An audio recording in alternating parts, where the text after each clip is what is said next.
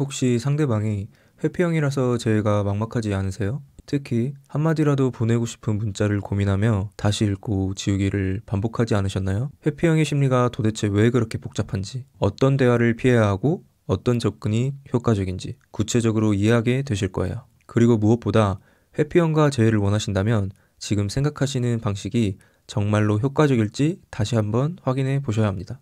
제가 상담했던 한 분은 연인과 헤어진 후 수많은 메시지를 보내고 답이 없자 깊이 좌절했어요. 하지만 작은 변화를 통해 상대방이 먼저 연락을 하게 만들었고 결국 다시 관계를 시작할 수 있었습니다. 이런 사례를 분석하며 여러분도 회피형과의 재회 가능성을 높이는 방법을 배울 수 있습니다.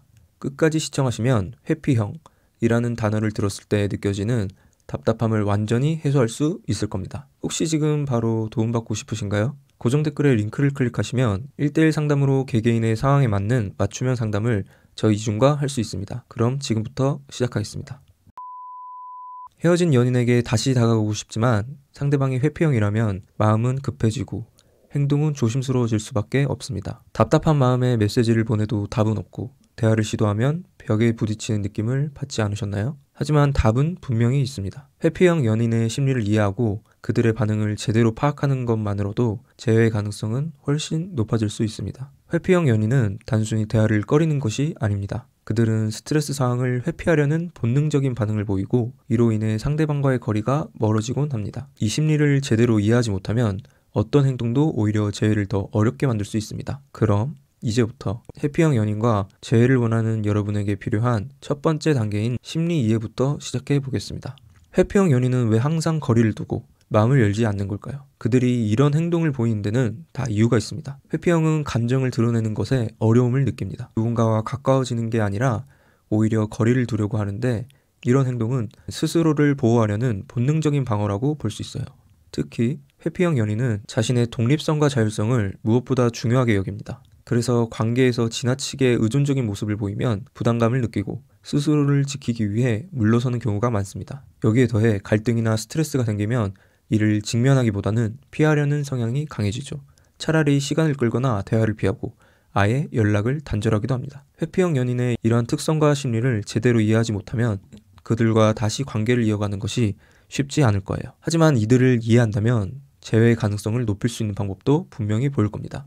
다음 단계에서는 이런 이해를 바탕으로 회피형 연인과 재회를 위해 꼭 피해야 할 행동과 해야 할 행동들을 구체적으로 알려드릴게요. 먼저 알아야 할 건 그들에게 스트레스를 주는 행동은 절대 금물이라는 겁니다. 회피형은 스트레스를 유발하는 상황을 극도로 피하려 하기 때문에 장문의 문자나 감정적인 연락은 오히려 관계를 더 멀어지게 만듭니다. 특히 논리적으로 설득하려는 시도는 더 큰 스트레스를 유발할 수 있어요.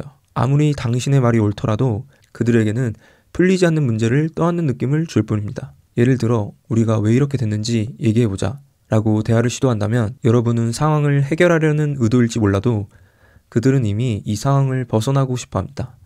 대화가 아니라 오히려 부담감으로 느껴지는 거죠. 그래서 설득하려는 대신 상대가 스트레스를 느끼지 않을 정도로 가벼운 대화를 시작하는 것이 중요합니다. 이별 분위기가 무거울수록 상대방은 관계에 대해 더 부정적인 기억을 가지게 됩니다. 반대로 긍정적인 감정을 떠올리게 하면 상대방의 마음이 조금씩 열릴 가능성이 높아져요. 회피형 연인과의 재회는 적극적으로 다가가기보다는 상대방이 먼저 다가올 수 있도록 스트레스 없는 환경을 만들어주는 것이 가장 중요합니다. 이렇게 하면 회피형도 자신만의 속도로 마음의 문을 열기 시작할 것이고 본인의 속마음을 하나씩 꺼내며 문제를 해결하기 위한 본격적인 대화를 시작할 수 있는 것이죠. 회피형 연인과 재회를 원한다면 무엇보다 그들에게 긍정적인 기억을 떠올리게 하는 것이 중요합니다. 우리가 함께했던 좋았던 순간, 그들이 관계에서 느꼈던 행복을 다시 떠올리게 한다면 이야기는 달라집니다. 긍정적인 기억은 다시 보고 싶은 마음을 자연스럽게 만들어줍니다. 예를 들어 그때 우리가 같이 갔던 그 카페가 요즘 너무 핫하대 라고 가볍게 말을 꺼내거나 과거의 좋은 기억을 언급하는 거예요. 여기서 중요한 건 너무 감정적으로 다가가지 않는 겁니다. 슬픔에 잠긴 듯한 모습이나 상대방에게 죄책감을 주려는 태도는 오히려 방어적으로 만들 수 있어요. 담담하고 여유 있는 태도를 유지하는 것이 핵심입니다. 다시 말해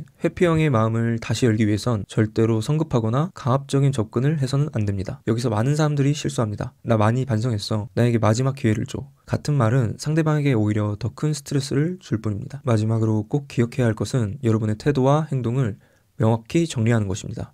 가장 먼저 감정적으로 휘둘리지 않도록 하세요. 상대방이 한동안 반응을 보이지 않거나 재회에 대한 명확한 답을 주지 않을 때도 흔들리지 않아야 합니다. 너를 기다릴게가 아닌 너의 선택을 존중할게 라는 마인드를 가지고 계셔야 합니다. 또한 재회를 원한다는 목적을 지나치게 드러내지 마세요. 여러분의 모든 행동이 재회를 위한 것이라고 느끼면 다시 거리감을 두려는 본능이 작용할 수 있습니다. 재회는 단순한 기술이나 전략만으로 이루어지지 않습니다. 상대방의 심리를 존중하며 나 자신을 단단히 세우는 과정이기도 합니다. 상대방이 여러분과 함께하는 미래를 긍정적으로 그릴 수 있도록 돕는 것, 그것이 해피형 연인과의 진정한 재회의 본질입니다. 상대방의 속도를 존중하면서도 자신의 감정과 행동을 관리할 수 있다면 두 사람 사이에 새로운 시작을 만들어낼 수 있습니다. 연인과 더욱 깊어지고 안정적인 연애에 대한 방법을 알고 싶다면 구독 버튼을 눌러 매주 업로드되는 이준의 영상에서 큰 도움을 받으셨으면 좋겠습니다. 또한 고정 댓글에 있는 링크를 클릭하시면 저 이준과의 1대1 재회 상담을 신청하실 수 있습니다. 여러분의 상황에 꼭 맞는 맞춤형 조언을 통해